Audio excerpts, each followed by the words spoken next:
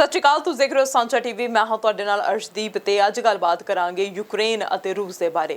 इन्हां दे संबंधां विच टकरार ते नाल-नाल तनाव लगातार वध रहा है। सोमवार नूं रूस के राष्ट्रपति वोलोदिमीर पुतिन ने कई इलाकिਆਂ विच फौज तैनात करन दे फैसले उत्ते सही पाई ते इस दौरान मंगलवार नूं ਸਰਬਸੰਮਤੀ ਦੇ ਨਾਲ ਵੋਟ ਪਾ ਕੇ ਰੂਸ ਦੇ ਨੀਤੀ ਘਾੜਿਆਂ ਤੇ ਫੈਡਰੇਸ਼ਨ ਕਾਉਂਸਲ ਦੇ ਮੈਂਬਰਾਂ ਦੇ ਵੱਲੋਂ ਦੇਸ਼ ਤੋਂ ਬਾਹਰ ਫੌਜ ਦੀ ਵਰਤੋਂ ਕਰਨ ਦੀ ਪੁਤਿਨ ਨੂੰ ਇਜਾਜ਼ਤ ਦਿੱਤੀ ਗਈ ਤੇ ਇਸ ਤੋਂ ਮਗਰੋਂ ਦੁਨੀਆ ਭਰ ਦੇ ਆਗੂਆਂ ਦੇ ਵੱਲੋਂ ਰੂਸ ਦੇ ਖਿਲਾਫ ਹੁਣ ਪਾਬੰਦੀਆਂ ਦਾ ਐਲਾਨ ਕਰ ਦਿੱਤਾ ਗਿਆ ਹੈ। ਗੱਲ ਕੈਨੇਡਾ ਦੀ ਕਰੀਏ ਤਾਂ ਫੈਡਰਲ ਸਰਕਾਰ ਨੇ ਰੂਸ ਖਿਲਾਫ ਨਵੀਆਂ ਪਾਬੰਦੀਆਂ ਦਾ ਐਲਾਨ ਕੀਤਾ ਹੈ ਅਤੇ ਨਾਲ ਹੀ ਪ੍ਰਧਾਨ ਮੰਤਰੀ ਜਸਟਿਨ ਟਰੂਡੋ ਨੇ ਚੇਤਾਵਨੀ ਦਿੱਤੀ ਹੈ ਜੇ ਰੂਸ ਯੂਕਰੇਨ ਤੇ ਆਪਣੀ ਚੜ੍ਹਾਈ ਨੂੰ ਵਿਰਾਮ ਨਹੀਂ ਲਗਾਉਂਦਾ ਤਾਂ ਹੋਰ ਵੀ ਆਰਥਿਕ ਜੁਰਮਾਨੇ ਲਗਾਏ ਜਾਣਗੇ। ਸੋਮਵਾਰ ਨੂੰ ਰੂਸ ਦੇ ਰਾਸ਼ਟਰਪਤੀ ਨੇ ਪੂਰਬੀ ਯੂਕਰੇਨ ਦੇ ਦੋ ਖਿੱਤਿਆਂ ਨੂੰ ਰਸਮੀ ਤੌਰ ਤੇ ਆਜ਼ਾਦ ਘੋਸ਼ਿਤ ਕਰ ਦਿੱਤਾ ਹੈ।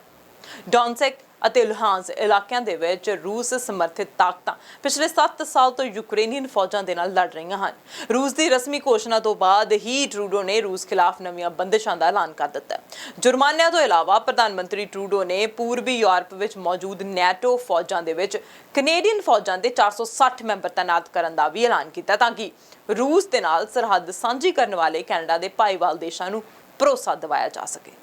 ਡਾਂਸੈਕ ਅਤੇ ਲੁਹਾਂਸ ਇਲਾਕਿਆਂ ਨੂੰ ਇੱਕ ਆਜ਼ਾਦ ਗਣਤੰਤਰ ਵਜੋਂ ਮਾਨਤਾ ਦੇਣ ਤੋਂ ਬਾਅਦ ਪੁਤਿਨ ਨੇ ਇਨ੍ਹਾਂ ਖਿੱਤਿਆਂ ਵਿੱਚ ਸ਼ਾਂਤੀ ਬਰਕਰਾਰ ਰੱਖਣ ਦੇ ਲਈ ਰੂਸੀ ਫੌਜਾਂ ਭੇਜਣ ਦਾ ਵੀ ਐਲਾਨ ਕਰ ਦਿੱਤਾ। ਦੱਸ ਦਈਏ ਕਿ ਦੋਵੇਂ ਖਿੱਤਿਆਂ ਨੂੰ ਅੰਤਰਰਾਸ਼ਟਰੀ ਪੱਧਰ ਤੇ ਯੂਕਰੇਨੀ ਖੇਤਰ ਵਜੋਂ ਮਾਨਤਾ ਮਿਲੀ ਹੋਈ ਹੈ। As we see a rise of authoritarianism around the world, as we see challenges increasingly to democracies, to democratic principles, we need to all stand strong in defense of those values and principles. And if Putin thinks it is in his interest to invade another sovereign country, we have to demonstrate to him that it is not in his interest, that he will not come through this better or stronger. So today, in coordination with allies and like-minded partners, Canada is announcing a first round of economic sanctions. We will ban Canadians from all financial dealings with the so-called independent states of Luhansk and Donetsk. We will sanction members of the Russian parliament who voted for the illegal decision to recognize these so-called republics. We will ban Canadians from engaging in purchases of Russian sovereign debt. And we will apply additional sanctions on 2 state-backed Russian banks and prevent any financial dealings with them. I am also authorizing a deployment of up to 460 members of the Canadian Armed Forces to Operation Reassurance. This involves more troops to Latvia, as well as the deployment of an additional frigate and maritime patrol aircraft. Trudeau ਨੇ ਕਿਹਾ ਗਲਤੀ ਨਾ ਕਰੋ, ਇਹ ਇੱਕ ਪ੍ਰਭੂ ਸੱਤਾ ਸੰਪੰਨ ਦੇਸ਼ ਤੇ ਚੜਾਈ ਹੈ ਅਤੇ ਬਿਲਕੁਲ ਸਵੀਕਾਰਯੋਗ ਨਹੀਂ ਹੈ। ਟਰੂਡੋ ਨੇ ਰੂਸੀ ਅਮਲ ਨੂੰ ਪੂਰੀ ਦੁਨੀਆ ਦੀ ਸੁਰੱਖਿਆ ਤੇ ਸ਼ਾਂਤੀ ਲਈ ਖਤਰਾ ਕਰਾਰ ਦਿੱਤਾ ਹੈ। ਗੌਰਤਲਬ ਹੈ ਕਿ ਰੂਸ ਦੇ ਵੱਲੋਂ 2014 ਦੇ ਵਿੱਚ ਯੂਕਰੇਨ ਦੇ ਕ੍ਰੀਮੀਆ ਖੇਤਰ ਨੂੰ ਆਪਣੇ ਖੇਤਰ ਵਿੱਚ ਸ਼ਾਮਿਲ ਕੀਤੇ ਜਾਣ ਤੋਂ ਬਾਅਦ ਹੀ ਕੈਨੇਡਾ ਸਰਕਾਰ ਨੇ ਰੂਸ ਉੱਤੇ ਕਾਫੀ ਪਾਬੰਦੀਆਂ ਲਗਾ ਦਿੱਤੀਆਂ ਸਨ। ਐਲਾਨੀਆਂ ਨਵੀਆਂ ਪਾਬੰਦੀਆਂ ਦਾ ਮਕਸਦ ਰੂਸ ਦੀ ਜੰਗ ਲੜਨ ਦੀ ਆਰਥਿਕ ਤੇ ਰਾਜਨੀਤਿਕ ਸਮਰੱਥਾ ਨੂੰ ਢਾਹ ਲਾਉਣਾ ਹੈ। ਨਵੀਆਂ ਪਾਬੰਦੀਆਂ ਅਧੀਨ ਯੂਕਰੇਨ ਦੇ ਵੱਖ ਹੋਏ ਇਲਾਕਿਆਂ ਵਿੱਚ ਕੈਨੇਡੀਅਨਜ਼ ਨੂੰ ਵਿੱਤੀ ਲੈਣ ਦੇਣ ਕਰਨ ਤੋਂ ਵਰਜਿਆ ਗਿਆ। ਇਸ ਤੋਂ ਇਲਾਵਾ ਕੈਨੇਡੀਅਨਜ਼ ਨੂੰ ਰੂਸ ਦੇ 2 ਸਰਕਾਰੀ ਬੈਂਕਾਂ ਨਾਲ ਲੈਣ ਦੇਣ ਦੀ ਵੀ ਮਨਾਹੀ ਕੀਤੀ ਗਈ ਹੈ। ਕੈਨੇਡਾ ਸਰਕਾਰ ਯੂਕਰੇਨ ਦੇ ਵੱਖਵਾਦੀ ਖੇਤਰਾਂ ਨੂੰ ਮਾਨਤਾ ਦੇਣ ਦੇ ਹੱਕ ਵਿੱਚ ਵੋਟ ਪਾਉਣ ਵਾਲੇ ਰੂਸੀ ਪਾਰਲੀਮੈਂਟ ਮੈਂਬਰਾਂ ਖਿਲਾਫ ਵੀ ਪਾਬੰਦੀਆਂ ਲਗਾਵੇਗੀ। ਟਰੂਡੋ ਨੇ ਕਿਹਾ ਕਿ ਜਦੋਂ ਤੱਕ ਯੂਕਰੇਨ ਦੀ ਖੇਤਰੀ ਅਖੰਡਤਾ ਬਹਾਲ ਨਹੀਂ ਹੋ ਜਾਂਦੀ, ਉਦੋਂ ਤੱਕ ਪਾਬੰਦੀਆਂ ਜਾਰੀ ਰਹਿਣਗੀਆਂ। ਕੈਨੇਡਾ ਤੇ ਪੱਛਮੀ ਭਾਈਵਾਲ ਦੇਸ਼ਾਂ ਦੀ ਚੇਤਾਵਨੀ ਹੈ ਕਿ ਰੂਸ ਦੀ ਇਹ ਤਾਜ਼ਾ ਕਾਰਵਾਈ ਯੂਕਰੇਨ ਵਿਰੁੱਧ ਇੱਕ ਬਕਾਇਦਾ ਫੌਜੀ ਹਮਲਾ ਸ਼ੁਰੂ ਕਰਨ ਦੀ ਸ਼ੁਰੂਆਤ ਹੋ ਸਕਦੀ ਹੈ। ਸੋਮਵਾਰ ਨੂੰ ਰੂਸੀ ਲੋਕਾਂ ਨੂੰ ਇੱਕ ਟੈਲੀਵਿਜ਼ਨ ਭਾਸ਼ਣ ਵਿੱਚ ਪੁਤਿਨ ਨੇ ਯੂਕਰੇਨੀ ਰਾਜ ਦੇ ਜਾਇਜ਼ ਹੋਣ ਤੇ ਹੀ ਸਵਾਲ ਉਠਾਉਂਦਿਆਂ ਦਲੀਲ ਦਿੱਤੀ ਕਿ ਇਹ ਦੇਸ਼ ਬੋਲਸ਼ੇਵਿਕ ਦੀ ਰਚਨਾ ਸੀ। ਟਰੂਡੋ ਨੇ ਕਿਹਾ ਇਹ ਦਾਅਵੇ ਗਲਤ ਨੇ ਤੇ ਇਹ ਗਲਤ ਜਾਣਕਾਰੀ ਖਤਰਨਾਕ ਹੈ। ਹੁਣ ਕੈਨੇਡਾ ਅਤੇ ਭਾਈਵਾਲਾਂ ਦੇ ਵੱਲੋਂ ਪਾਬੰਦੀਆਂ ਵਿੱਚ ਇਕਜੁੱਟਤਾ ਦਿਖਾਈ ਗਈ ਹੈ। ਮੰਗਲਵਾਰ ਨੂੰ US, UK ਅਤੇ ਜਰਮਨੀ ਨੇ ਵੀ ਰੂਸ ਖਿਲਾਫ ਪਾਬੰਦੀਆਂ ਦਾ ਐਲਾਨ ਕੀਤਾ, ਜਿਸ ਵਿੱਚ ਰੂਸੀ ਬੈਂਕਾਂ ਨੂੰ ਨਿਸ਼ਾਨਾ ਬਣਾਇਆ ਗਿਆ। रूस तो जर्मनी तक जाने वाली नैचुरल गैस पाइपलाइन की योजना नूं भी मुलतवी कर दिता गया।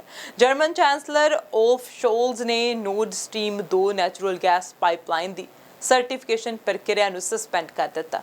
ਪਾਈਪਲਾਈਨ ਪ੍ਰਕਿਰਿਆ ਨੂੰ ਸਸਪੈਂਡ ਕਰਨਾ ਇਸ ਲਈ ਅਹਿਮ ਮੰਨਿਆ ਜਾ ਰਿਹਾ ਹੈ ਕਿਉਂਕਿ ਮਾਹਿਰਾਂ ਦੇ ਮੁਤਾਬਿਕ ਇਸ ਨਾਲ ਰੂਸ ਦੀ ਆਰਥਿਕਤਾ ਨੂੰ ਸਾਲਾਨਾ 3 ਬਿਲੀਅਨ ਅਮਰੀਕੀ ਡਾਲਰ ਦਾ ਨੁਕਸਾਨ ਹੋਵੇਗਾ। ਪ੍ਰਧਾਨ ਮੰਤਰੀ ਬੋਰਿਸ ਜੌਨਸਨ ਨੇ ਕਿਹਾ ਕਿ ਯੂਕੇ ਸਰਕਾਰ ਰੂਸੀ ਬੈਂਕਾਂ ਅਤੇ ਵੱਖ-ਵੱਖ ਇਲਾਕਿਆਂ ਨੂੰ ਮਾਨਤਾ ਦੇਣ ਵਾਲੇ ਵਿਅਕਤੀਆਂ ਖਿਲਾਫ ਬੰਦਿਸ਼ਾਂ ਲਗਾਵੇਗੀ। ਇਹਨਾਂ ਬੰਦਿਸ਼ਾਂ ਦੀ ਜਦ ਵਿੱਚ 5 ਰੂਸੀ ਬੈਂਕ ਅਤੇ ਯੂਕੇ ਦੇ ਨਾਲ ਲੈਣ-ਦੇਣ ਕਰਨ ਵਾਲੇ ਕਈ ਵੱਡੇ ਵਪਾਰੀ ਸ਼ਾਮਲ ਹੋਣਗੇ।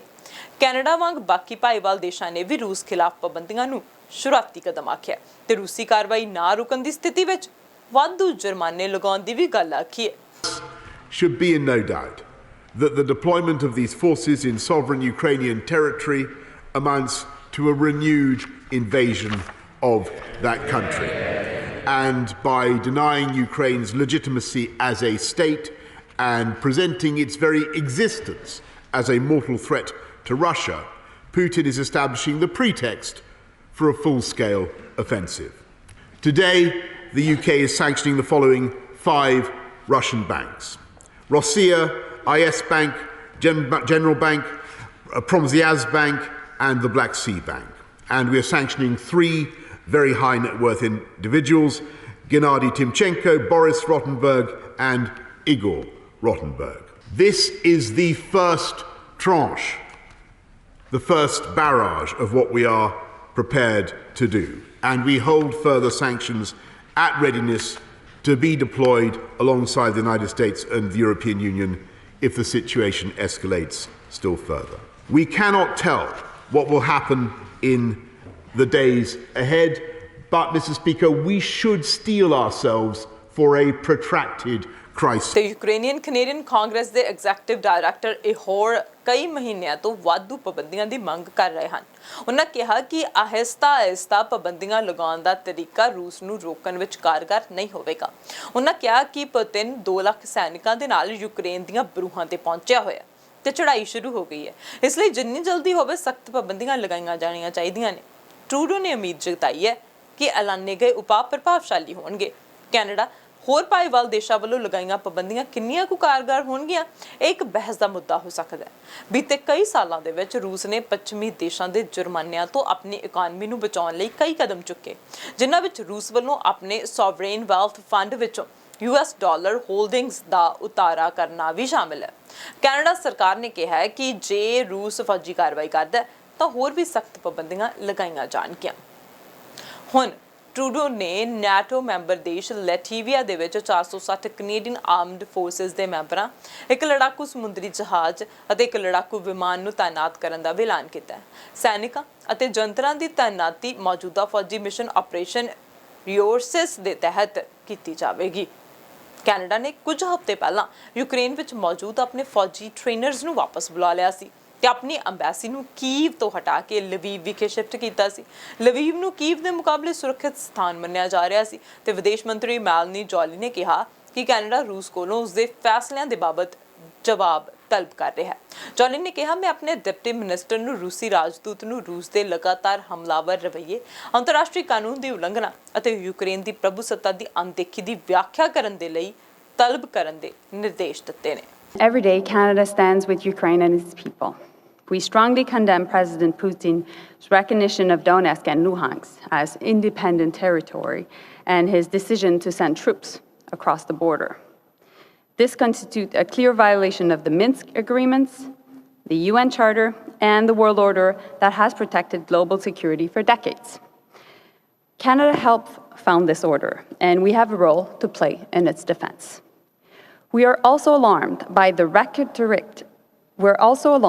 rhetoric used by President Putin and his revisionist understanding of Ukraine's history and reality. Ukraine is a sovereign country, and President Putin has no right to unilaterally deny its right to exist. We are at the most dangerous moment for world stability in a generation. Russia's actions represent a direct threat to the peace and security of Ukraine and the world. We have worked extremely hard to prevent this escalation through diplomacy and deterrence. But just as Russia has prepared for this day, so have we. Canada and our partners have been clear. The actions of the Russian regime will be met with severe consequences. These reckless and dangerous acts that will endanger the lives of innocent citizens will not go unpunished. Let us be clear, the invasion has started.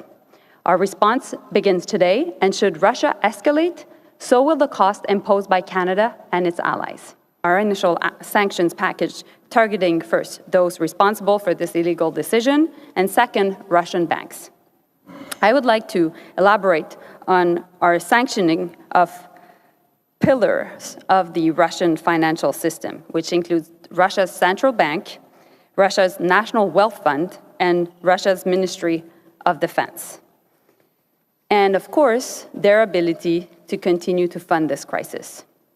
We know that Russia has been building its war chest, but these reserves will not last forever. As the economic pressure mounts from the sanctions imposed by Canada and its allies, Russia will need to seek new funding by leveraging their sovereign debt. We will make it illegal for Canadians to join in that effort, both directly and indirectly. Without a way to recover these costs, the Russian economy will be severely impacted. Let me reiterate, today's measures are just the beginning.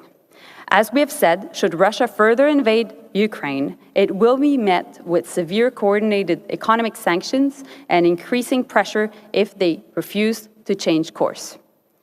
Canada's response is ready. We are prepared to target even more of Russia's financial sector and oligarchs, and we're ready to make significant announcements related to Canadian exports to Russia. Ukraine ਅਤੇ रूस ਵਿਚਾਲੇ ਚੱਲ ਰਹੇ ਤਣਾਅ ਦੇ ਵਿਚਕਾਰ America ਤੇ Britain ਨੇ रूस ਤੇ ਨਵੀਆਂ ਪਾਬੰਦੀਆਂ ਦਾ ਐਲਾਨ ਕੀਤਾ ਹੈ। ਅਮਰੀਕਾ ਦੇ ਰਾਸ਼ਟਰਪਤੀ ਜੋ ਬਾਈਡਨ ਨੇ रूसी ਰਾਸ਼ਟਰਪਤੀ ਵਲਾਦੀਮੀਰ ਪੁਤਿਨ ਤੇ ਹਮਲਾ ਬੋਲਦੇ ਆਖਿਆ ਕਿ ਉਹ ਭਗਵਾਨ ਨਾ ਸਮਝਣ ਆਪਣੇ ਆਪ ਨੂੰ। ਇਸ ਦੌਰਾਨ ਜਾਪਾਨ ਵੀ रूस ਅਤੇ यूक्रेन ਦੇ ਵਿਵਾਦ ਵਿੱਚ ਆ ਗਿਆ। ਜਾਪਾਨ ਨੇ ਅਮਰੀਕਾ ਤੇ ਬ੍ਰਿਟੇਨ ਦੇ ਨਾਲ ਮਿਲ ਕੇ ਆਪਣੇ ਦੇਸ਼ ਵਿੱਚ ਕਈ रूसी ਨਾਗਰਿਕਾਂ ਦੀ ਜਾਇਦਾਦ ਨੂੰ ਸੀਲ ਕਰ ਦਿੱਤਾ ਹੈ। रूस ਅਤੇ यूक्रेन ਦੇ ਵਿਚਾਲੇ ਚੱਲ ਰਹੇ ਵਿਵਾਦ ਵਿੱਚ ਜਾਪਾਨ ਵੀ ਕੁੱਦ ਗਿਆ। ਜਾਪਾਨ ਦੇ ਪ੍ਰਧਾਨ ਮੰਤਰੀ ਫਿਊਮੀ ਕਿਸ਼ਿਦਾ ਨੇ ਬੁੱਧਵਾਰ ਨੂੰ ਕਿਹਾ ਕਿ ਜਾਪਾਨ रूस ਤੇ ਪਾਬੰਦੀਆਂ ਲਗਾ ਰਿਹਾ ਹੈ, ਜਿਸ ਵਿੱਚ ਜਾਪਾਨ ਵਿੱਚ रूसी ਬੌਂਡ ਜਾਰੀ ਕਰਨ ਤੇ ਪਾਬੰਦੀ ਅਤੇ ਕੁਝ रूसी ਵਿਅਕਤੀਆਂ ਦੀਆਂ ਜਾਇਦਾਦਾਂ ਨੂੰ ਜ਼ਬਤ ਕਰਨਾ ਸ਼ਾਮਲ ਹੈ। ਹੁਣ यूक्रेन ਵੀ रूसी ਕਾਰਵਾਈ ਵਿਰੁੱਧ ਸਖਤ ਹੋ ਗਿਆ। यूक्रेन ਦੇ ਵਿਦੇਸ਼ ਮੰਤਰੀ ਖੁਲੇਬਾਸ ਨੇ ਕਿਹਾ ਕਿ ਮਾਮੂਲੀ ਦਰਮਿਆਨੇ ਜਾਂ ਵੱਡੇ ਹਮਲੇ ਵਰਗੀ ਕੋਈ ਗੱਲ ਨਹੀਂ ਹੈ। ਹਮਲਾ ਵੀ ਇੱਕ ਹਮਲਾ ਹੈ। ਅਸੀਂ ਕੂਟਨੀਤਿਕ ਅਤੇ ਫੌਜੀ ਦੋਹਾਂ ਵਿਕਲਪਾਂ ਤੇ ਵਿਚਾਰ ਕਰ ਰਹੇ ਹਾਂ। ਕੁਲਬਸ ਨੇ ਆਖਿਆ, ਅਸੀਂ ਆਪਣੀ ਜ਼ਮੀਨ ਦੇ ਇੱਕ ਇੰਚ ਅਤੇ ਹਰ ਸ਼ਹਿਰ ਅਤੇ ਹਰ ਪਿੰਡ ਲਈ ਲੜਨਾ ਤੇ ਅਸੀਂ ਜਿੱਤਣ ਤੱਕ ਲੜਾਂਗੇ। ਹੁਣ ਉਹ ਬਿਆਨ ਅਮਰੀਕੀ ਰਾਸ਼ਟਰਪਤੀ ਜੋ ਬਾਈਡਨ ਦਾ ਉਹ ਬਿਆਨ ਜਿਨੇ ਕਿਹਾ ਕਿ ਪੁਤਿਨ ਖੁਦ ਨੂੰ ਭਗਵਾਨ ਮੰਨਦੇ ਆ। ਜੋ ਬਾਈਡਨ ਦਾ ਕਹਿਣਾ ਹੈ ਕਿ रूस ਨੇ ਹਮਲਾ ਕੀਤਾ। ਬਾਈਡਨ ਨੇ ਸਿਰਫ ਇਹ ਕਿਹਾ ਕਿ ਪੁਤਿਨ ਸੋਚਦਾ ਹੈ ਕਿ ਉਹ ਇੱਕ ਦੇਵਤਾ ਹੈ ਅਤੇ ਉਸ ਨੂੰ ਆਪਣੇ ਗੁਆਂਢੀਆਂ ਦੇ ਖੇਤਰ ਤੇ ਇੱਕ ਨਵੇਂ ਅਖੌਤੀ ਦੇਸ਼ ਦਾ ਐਲਾਨ ਕਰਨ ਦਾ ਅਧਿਕਾਰ ਹੈ। ਬਾਈਡਨ ਨੇ ਇਹ ਵੀ ਕਿਹਾ ਕਿ रूसी ਰਾਸ਼ਟਰਪਤੀ ਵਲਾਦੀਮੀਰ ਪੁਤਿਨ ਮੇਰੀ ਸੋਚ ਤੋਂ ਵੱਧ ਖੇਤਰ ਤੇ ਕਬਜ਼ਾ ਕਰਨ ਲਈ ਇੱਕ ਦਲੀਲ ਸਥਾਪਿਤ ਕਰ ਰਹੇ ਨੇ। ਇਸ ਦੌਰਾਨ ਯੂਕਰੇਨੀ ਫੌਜ ਦੇ ਹਵਾਲੇ ਦੇ ਨਾਲ ਇੱਕ ਰਿਪੋਰਟ ਵਿੱਚ ਦਾਅਵਾ ਕੀਤਾ ਗਿਆ ਕਿ ਯੁੱਧ ਪ੍ਰਭਾਵਿਤ ਖੇਤਰ ਵਿੱਚ ਇੱਕ ਯੂਕਰੇਨ ਦਾ ਫੌਜੀ ਮਾਰਿਆ ਗਿਆ ਤੇ 6 ਫੌਜੀ ਜ਼ਖਮੀ ਹੋਏ। Vladimir Putin recognized 2 regions of Ukraine as independent states. And he bizarrely asserted that these regions are no longer part of Ukraine and their sovereign territory. To put it simply, Russia just announced that it is carving out a big chunk of Ukraine. This is the beginning of a Russian invasion of Ukraine, as he indicated and asked permission to be able to do from his Duma. We're implementing full blocking sanctions on 2 large Russian financial institutions, VEB and their military bank. We're implementing comprehensive sanctions on Russia's sovereign debt. That means we've cut off Russia's government from Western financing. It can no longer raise money from the West and cannot trade in its new debt on our markets or European markets either. Starting tomorrow and continuing in the days ahead, we'll also impose sanctions on Russia's elites and their family members. They share in the corrupt gains of the Kremlin policies and should share in the pain as well. And because of Russia's actions, we've worked with Germany to ensure Nord Stream 2 will not, as I promised, will not move forward. We have no intention of fighting Russia. We want to send an unmistakable message, though, that the United States, together with our allies, will defend every inch of NATO territory. ਹੁਣ रूस ਨੇ Ukraine ਦੇ 2 ਸੂਬਿਆਂ ਨੂੰ Ukraine ਤੋਂ ਵੱਖ ਕਰਕੇ ਆਜ਼ਾਦ ਮੁਲਕ ਡੌਨਬਾਸ ਦਾ ਨਾਮ ਦੇ ਦਿੱਤਾ। ਪੁਤਿਨ ਨੇ ਕਿਹਾ ਕਿ ਇੱਥੋਂ ਦੇ ਲੋਕ ਯੂਕਰੇਨ ਤੋਂ ਅੱਡ ਹੋਣਾ ਚਾਹੁੰਦੇ ਸੀ, ਇਸ ਲਈ ਇਹਨਾਂ ਲੋਕਾਂ ਨੂੰ ਰੂਸ ਨੇ ਆਜ਼ਾਦੀ ਦਿਵਾਈ ਹੈ। ਅਮਰੀਕਾ ਤੇ ਉਸਦੇ ਸਾਥੀ ਪੱਛਮੀ ਮੁਲਕ ਮਿਡਲ ਈਸਟ ਤੇ ਹਮਲੇ ਵੇਲੇ ਇਹੀ ਬਹਾਨਾ ਚਾਹੁੰਦੇ ਸੀ। ਕਦੇ ਇਰਾਕ ਦੇ ਲੋਕਾਂ ਨੂੰ ਸਦਾਮ ਹੁਸੈਨ ਤੋਂ ਆਜ਼ਾਦੀ ਤੇ ਕਦੇ ਅਫਗਾਨਾਂ ਨੂੰ ਤਾਲਿਬਾਨ ਤੋਂ ਆਜ਼ਾਦੀ ਦਿਵਾਉਣ ਦੀ ਗੱਲ ਕਹਿ ਕੇ ਹਮਲੇ ਕੀਤੇ ਗਏ ਤੇ ਉਹੀ ਰਾਹ ਰੂਸ ਨੇ ਚੁਣ ਲਿਆ। ਹੁਣ ਅਮਰੀਕੀ ਅਤੇ ਸਾਥੀਆਂ ਦੇ ਕੋਲ ਸਿਰਫ 2 ਰਸਤੇ ਬਚੇ, ਜਾਂ ਤਾਂ ਉਹ ਪਾਬੰਦੀਆਂ ਵਗੈਰਾ ਦਾ ਡਰਾਮਾ ਕਰਕੇ ਇਸ ਰੂਸੀ ਹਮਲੇ ਨੂੰ ਚੁੱਪਚਾਪ ਜਾ ਜਾਣ ਤੇ ਜਾਂ ਫਿਰ ਤੀਜੀ ਸੰਸਾਰ ਜੰਗ ਦਾ ਐਲਾਨ ਕਰਕੇ ਆਪਣੇ ਸਮੇਤ ਦੁਨੀਆ ਭਰ ਨੂੰ ਤਬਾਹੀ ਦੀ ਕਗਾਰ ਤੇ ਲੈ ਜਾਣ, ਤਬਾਹੀ ਦਾ ਸੱਦਾ ਦੇ ਦੇਣ। ਤਾਜ਼ਾ ਹਾਲਾਤ ਸੰਸਾਰ ਜੰਗ ਲੜਨ ਦੇ ਬਿਲਕੁਲ ਅਨੁਕੂਲ ਨਹੀਂ ਹਨ। ਆਰਥਿਕਤਾ ਮੁਲਕਾਂ ਲਈ ਪਹਿਲ ਹੈ, ਤੀਜੀ ਸੰਸਾਰ ਜੰਗ ਆਪਣੀ ਤਬਾਹੀ ਨੂੰ ਸੱਦਾ ਦੇਣਾ ਹੈ। ਜਾਪਦਾ ਹੈ ਕਿ ਪਾਬੰਦੀਆਂ ਵਾਲਾ ਰਾਹ ਚੁਣ ਕੇ ਲੋਕਾਂ ਨੂੰ ਇਹ ਜਤਾਇਆ ਗਿਆ ਕਿ ਰੂਸ ਖਿਲਾਫ ਐਕਸ਼ਨ ਹੋਇਆ ਗਿਆ। ਬੇਸ਼ੱਕ ਅਮਰੀਕਾ ਨੇ ਇਸ ਵਰਤਾਰੇ ਨੂੰ ਰੂਸ ਦਾ ਹਮਲਾ ਗਰਦਾਨਿਆ, ਪਰ ਇਸ ਦੇ ਜਵਾਬ ਵਾਲੀ ਸੁਰ ਕੋਈ ਠੋਕਵੀਂ ਨਹੀਂ ਲੱਗਦੀ। ਦੋਹਾਂ ਸ਼ਕਤੀਆਂ ਵਿਚਾਲੇ ਫਸਿਆ ਭਾਰਤ ਵੀ ਗੱਲਬਾਤ ਰਾਹੀਂ ਹੱਲ ਕੱਢ ਲੈਣ ਦੀ ਸਲਾਹ ਦੇ ਰਿਹਾ, ਜਦਕਿ ਅਮਰੀਕਾ ਕਹਿ ਰਿਹਾ ਕਿ ਭਾਰਤ ਹੁਣ ਰੂਸ ਵਿਰੁੱਧ ਅਮਰੀਕਾ ਦੇ ਨਾਲ ਖੜੇ।